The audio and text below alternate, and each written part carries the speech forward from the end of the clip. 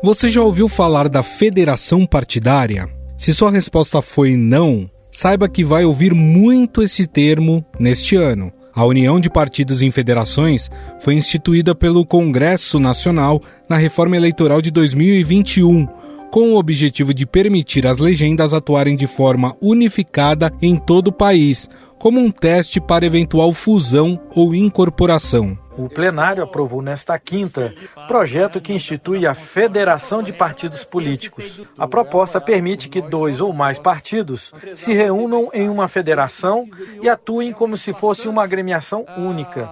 A federação deverá ser registrada no TSE e funcionar pelo período mínimo de 4 anos. Além de compartilhar fundo partidário e tempo gratuito de rádio e TV, a federação partidária terá todas as prerrogativas de funcionamento parlamentar.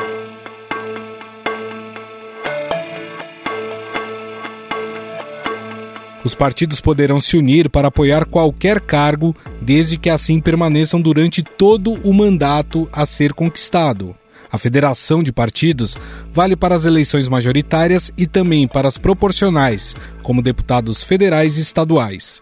Por terem que permanecer unidos por 4 anos, o ideal é que as federações sejam firmadas entre partidos com a mesma afinidade programática. A medida diminui o risco de o eleitor ajudar a eleger um candidato de ideologia oposta à sua, como ocorria muitas vezes nas coligações em eleições proporcionais. E é extremamente democrático o caso da federação. Ela garante, não é, o pluralismo político e ideológico no país sem extinguir os partidos menores. Do meu ponto de vista, foi a maior mudança na cultura política na história do Brasil desde 1945.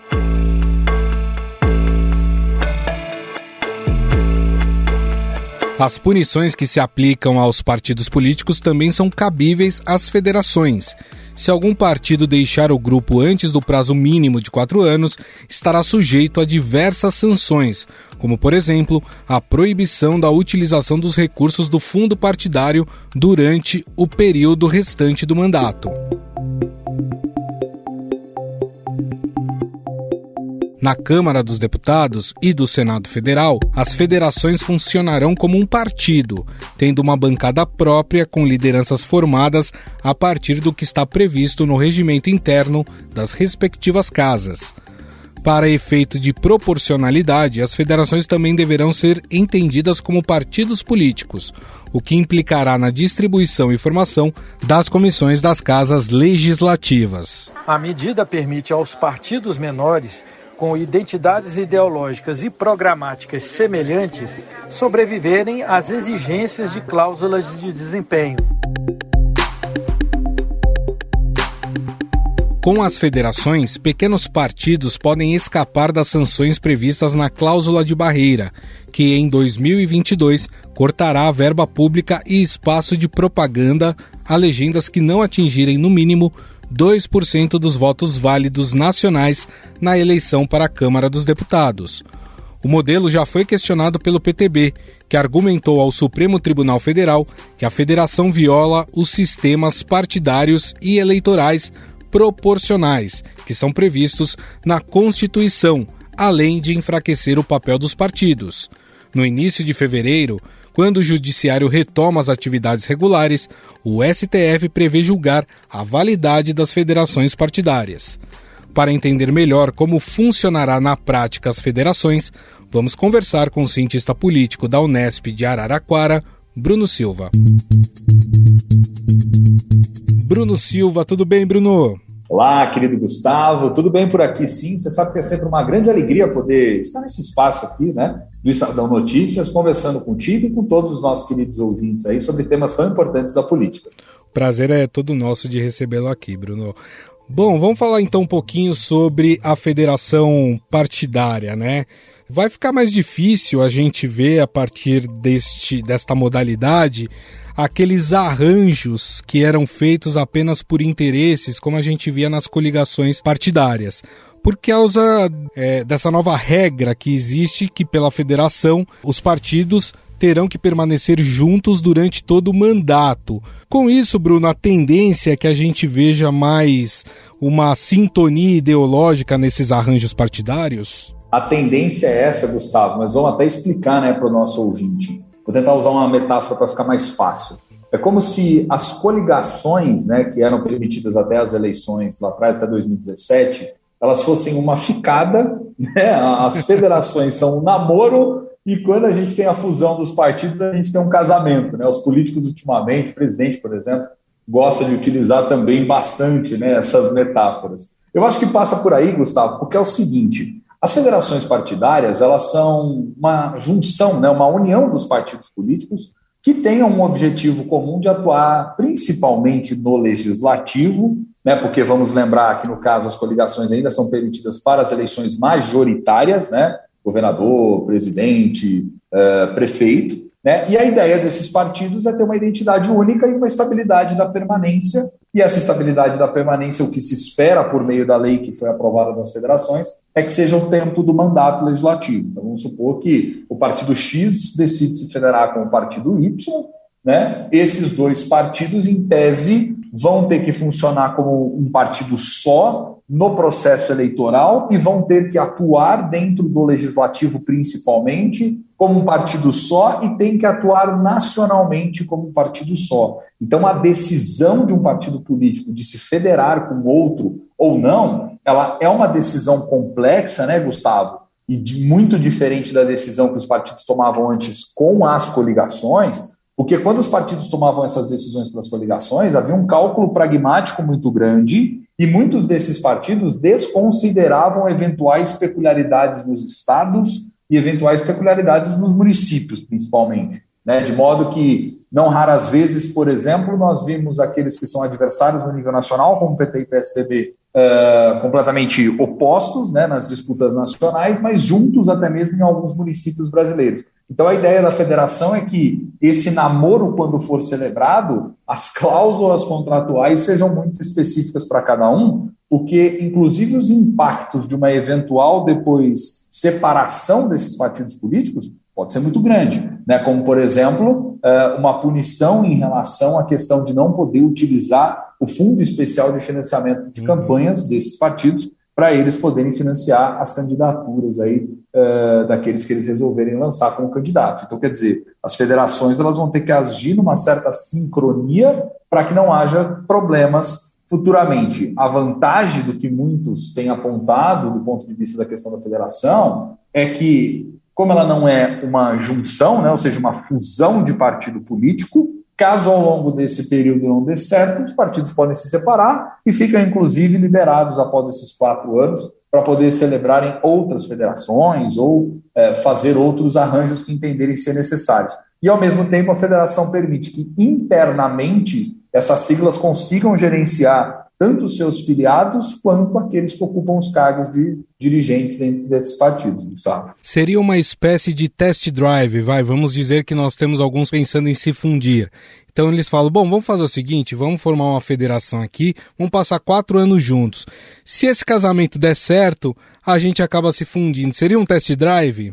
Pode ser um test drive, mas lembrando, né, pode ser que no meio desse test drive, se algum partido descobrir que gostou de um outro carro, vamos dizer assim, de uma outra sigla, ele tem a liberdade de sair da federação e se juntar com esse partido político para fins de fusão. E aí, nesse caso, não teria nenhum tipo de prejuízo. Mas a tendência seria essa, né, Gustavo? Que esses partidos eles se aproveitassem dessa situação que a legislação agora passa a permitir das federações, mas eles entendem, mas os dirigentes partidários, enfim, os políticos, as lideranças, eles compreendem também os riscos e os eventuais problemas da federação, porque, por exemplo, né, de acordo com a resolução que foi baixada pelo Tribunal Superior Eleitoral no final de 2021 ainda, essas federações elas precisam ter uma identidade jurídica, elas precisam ter um estatuto em comum, isso precisa estar muito bem acordado, porque em momentos chaves do processo decisório e do processo político, principalmente dentro de um congresso, essas federações vão atuar como uma sigla só, né? Então, por exemplo, do ponto de vista de distribuição de cargo, de cadeiras em comissões, do ponto de vista de lideranças que vão estar mobilizando ali os parlamentares, Então, você tem que sempre avaliar os prós e os contras, o que tem tornado até para alguns partidos políticos um cálculo muito delicado, porque às vezes você tem um entendimento, por exemplo,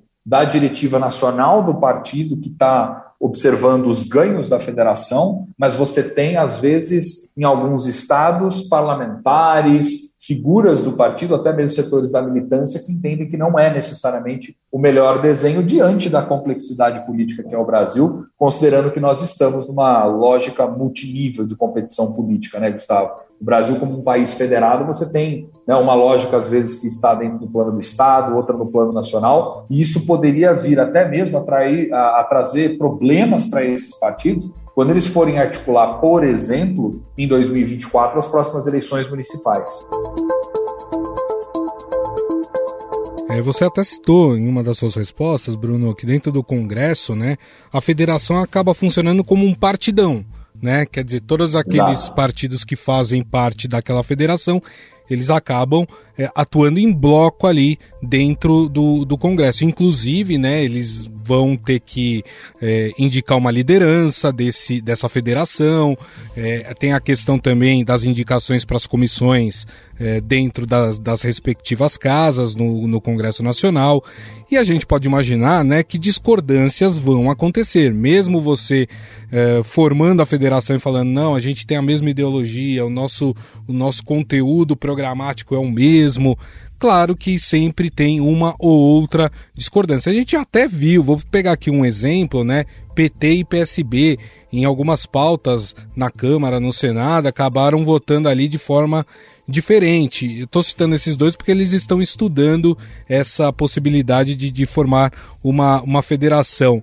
Como é que fica nesses casos? Quer dizer, você está ali no meio do casamento, de repente você não está falando mais a mesma língua. Vão ter que se aturar assim mesmo? Vai ter que se aturar assim mesmo, senão as consequências vão ser grandes, né? Como, por exemplo, eu já citei aqui a perda da possibilidade de utilização dos recursos aí para financiamento de campanha, né? O que seria um problema muito grande para a maior parte dos partidos, que, claro, né, de modo geral, dependem hoje muito mais dos recursos do Estado, digamos assim. Os partidos se aproximaram muito mais do Estado desde que ficou proibida aí a possibilidade de financiamento das empresas, né, no jogo eleitoral como um todo, quando o financiamento privado de campanhas em 2015 em diante ele foi proibido, né, por parte do próprio Supremo Tribunal Federal, e isso trouxe como consequência, inevitavelmente, essa maior dependência. Então, os partidos hoje, para fazer um cálculo como esse, tem que considerar no futuro próximo essa questão do acesso aos recursos, e que se eles ficarem impedidos de acessar esses recursos, vai prejudicar muito os partidos políticos. Ocorre, né, Gustavo, que muitos daqueles que defenderam a federação, foi o caso, por exemplo, do PCdoB, que defendeu com unhas e dentes ainda no processo de discussão da reforma política no ano passado, em 2021, o que estava muito no horizonte também, que transparecia até na fala dos deputados, quando foram se posicionar a respeito da votação do projeto, é a questão de você poder ter um instrumento para esses partidos que lhes permitissem, ao mesmo tempo, garantir uma certa autonomia do ponto de vista organizacional, interno, mas, ao mesmo tempo, tentar superar desafios que foram desafios que já não haviam sido superados nas eleições de 2018, como, por exemplo, o atingir a cláusula de desempenho, né? Aquela cláusula que estabelecia que os partidos tinham que ter um mínimo de percentual de votos no país como um todo, eleger uma determinada quantidade de parlamentares para não deixarem de ter acesso a esses recursos. Cláusula essa que nessas eleições se torna um pouco mais exigente e que em muitos casos poderiam condenar alguns partidos à absoluta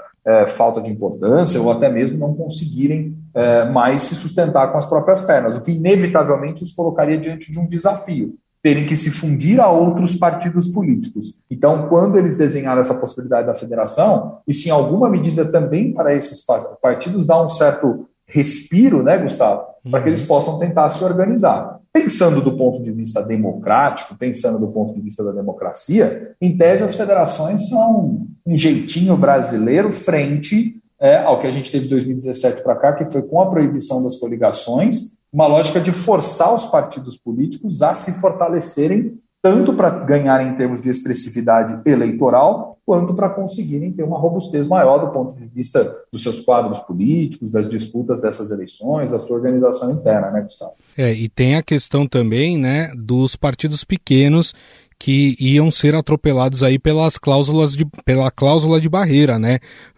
A federação, ela também tem o papel de tentar salvar esses partidos, não que ele continue existindo, mas que quem pertence a esses partidos possa continuar aí na vida pública? Tem essa lógica sim, né? Como eu citei há pouco, por exemplo, em 2022 eu estou falando que a cláusula de barreira vai passar a exigir, por exemplo, 2% dos votos válidos nas eleições aí para o Legislativo, ou o partido eleger pelo menos 11 deputados federais distribuídos em 9 estados diferentes, ou seja, o partido ele teve que, ao longo desses últimos 4 anos, que investir muito na sua organização interna em termos de conseguir ganhar capilaridade ou ter lideranças que fossem capazes de levar essa marca do partido a outros lugares.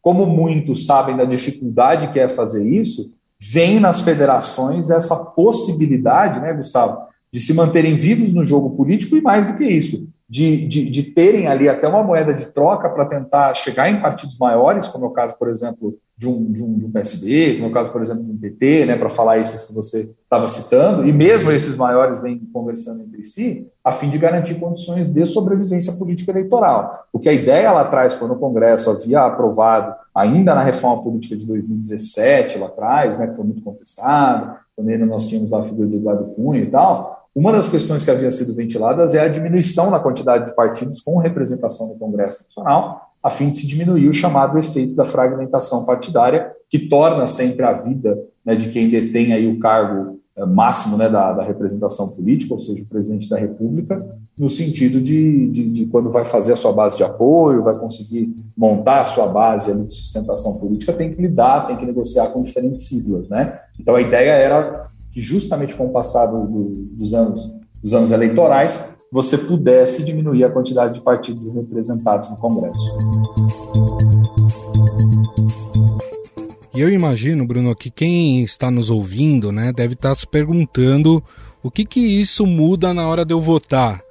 Essa mudança, ela só tem a ver ali com composição dos partidos ou tem alguma novidade também para o eleitor, Bruno? Eu acho que o eleitor tem que ficar atento em relação ao que ele espera por parte da representação, né, Gustavo? Já há uma incompreensão muito grande no Brasil, e isso é notório, em relação principalmente às chamadas eleições legislativas, que são regidas pela lógica proporcional, para tornar mais claro para o ouvinte, né? Eu estou falando dos cargos de vereador, de deputado estadual, de deputado federal, que estão sob a lógica proporcional, onde não necessariamente um candidato, um sujeito, né, que está ali, um candidato a deputado, um candidato a vereador mais votado, vai ser necessariamente eleito, porque você precisa que o partido como um grupo, né, o partido como uma coletividade, atinja o mínimo de desempenho eleitoral para que ele consiga ganhar uma cadeira e, a partir disso, consiga ampliar a quantidade de cadeiras e os mais votados dentro desse partido ocupam essas cadeiras. Então, primeiro que a gente tem uma dificuldade de entender essa lógica, essa regra do jogo, vamos dizer assim, das eleições proporcionais, o que, consequentemente, faz com que a gente olhe muito para os políticos e olhe muito pouco ou quase nada para os partidos, para os principais pontos ideológicos que esses partidos e os seus membros carregam entre si, os posicionamentos que esse partido político tem e para como comumente esses líderes atuam dentro do Congresso. Eu sei que envolveria um olhar mais refinado, vamos dizer assim, sobre a própria ideia de representação política, mas o eleitor tem que considerar que, observando partidos que estão federados nessas eleições, eles vão atuar de maneira conjunta. Então ele tem que saber que, por exemplo, votando num candidato do partido X, se esse partido X está com o partido Y, pode ser que certos pontos programáticos do partido X não estejam necessariamente contidos na lógica da federação. Então tem que observar, inclusive, esses estatutos, o que vai sair disso tudo e como é que os partidos publicamente vão comunicar essa federação. Então dá para a gente, pelo menos, imaginar que, na teoria, a federação ela é melhor do que era a coligação. Ela é melhor, né, no sentido, claro que é até difícil emitir juízo de valor, para a representação política, para a democracia como um todo, o ideal é termos partidos mais fortes, né? Isso acho que se não é consenso, muitos dos analistas, inclusive colegas meus, acho que compartilham dessa visão. Partidos políticos mais fortes significa que, em larga medida, você passa a ter recursos para selecionar melhor candidatos, você passa a ter uma sociedade mais presente influenciando na política e se colocando como opção para os demais eleitores, porque dentro da política, dentro da democracia, não tem muita saída fora isso. Nós estamos num país né, como todas as democracias sérias mundo afora, onde os partidos políticos eles monopolizam o acesso à representação política. Então, se a gente quer melhorar essa representação, a gente precisa também melhorar os partidos políticos para que eles possam filtrar melhores candidatos, para que eles possam formar melhor lideranças políticas, para que eles possam ter maior clareza programática e se debater pensando e pensar sobre soluções a respeito dos problemas que a gente enfrenta na nossa vida como sociedade. Então, eu penso que passa por aí. Mas, comparando federação com coligação, sim, porque, na verdade, a coligação, em essência, o compromisso dela, ele basicamente começa pouco antes das eleições e termina no momento eleitoral. Tanto é que os partidos, quando tinha a lógica de coligação, você corria o risco muito grande, como teve, por exemplo, em eleições nacionais lá atrás, o chamado efeito Tiririca, o fenômeno Tiririca, né? Onde candidatos de partidos completamente diferentes do ponto de vista pragmático, ideológico, ou seja lá como a gente pode considerar isso, foram eleitos e beneficiando daquela expressiva votação de deputado à época. Então, as federações, elas obrigam, em larga medida, que os partidos se organizem melhor e que haja um entendimento, uma clareza maior sobre os principais pontos dessa negociação para o partido virar um partidão, enfim, uma sigla só. Bom, nós conversamos com o cientista político da Unesp de Araraquara, Bruno Silva, que nos deu mais do que essa análise, né, essa aula sobre federação partidária. E eu agradeço mais uma vez, viu, Bruno? Muito obrigado pela gentileza. Imagina, eu que agradeço, Gustavo, né? Um abraço a você, um abraço a todos os nossos queridos ouvintes aqui do Estadão Notícias. Sempre uma alegria conversar, fico sempre à disposição. Valeu!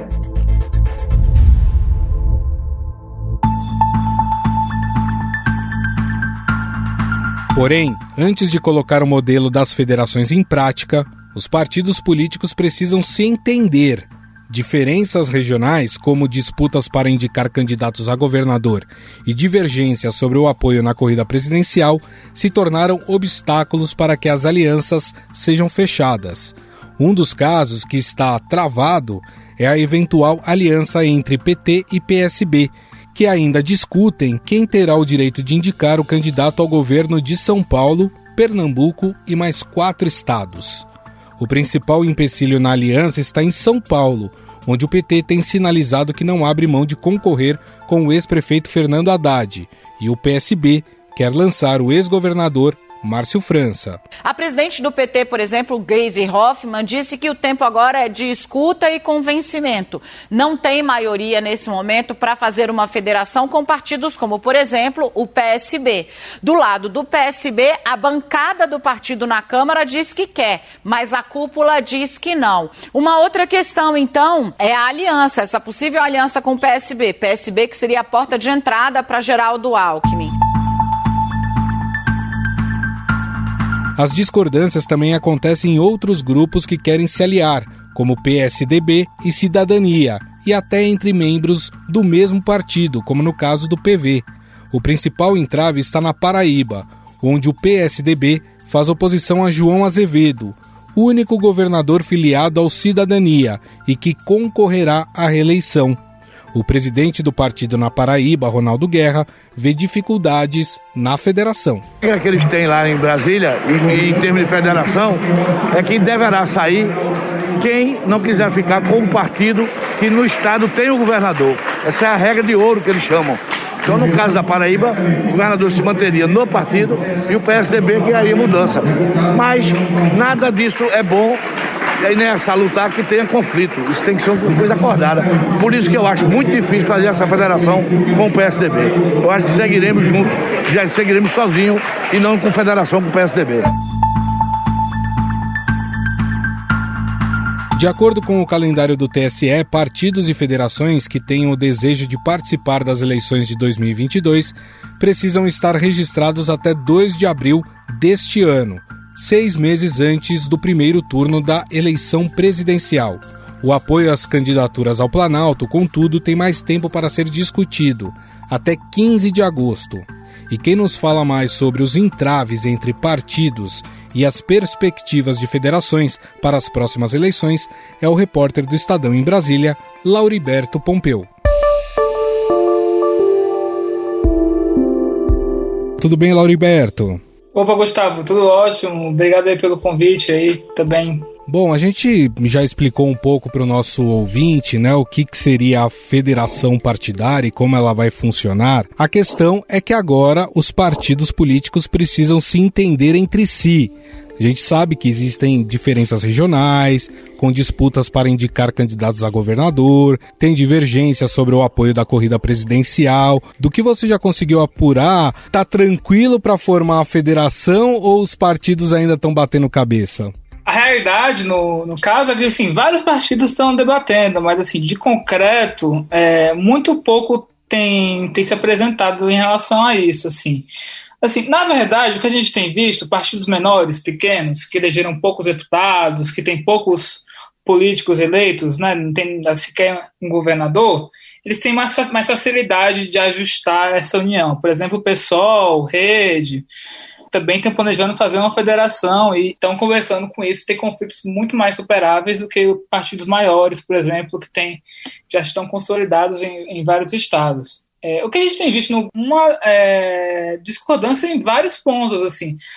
Não é questionado que o PSB tem uma tendência a apoiar o PT na chapa presidencial, mas nos estados isso não necessariamente vai acontecer em todo lugar. São Paulo, por exemplo, nenhum dos dois abre mão. Fernando Haddad quer ser candidato pelo PT, o PT quer Fernando Haddad, o PSB quer o Márcio França e ninguém está querendo ceder, por enquanto, nessa questão. Em outros partidos também tem isso, Cidadania e o PSDB, que são próximos, né, já estiveram juntos numa mesma coligação em outras disputas eleitorais, também querem fazer uma federação, só que em alguns estados isso ainda está complicado de se resolver. O Cidadania, né, o ex-PPS, tem um governador, que é o João Azevedo, da Paraíba.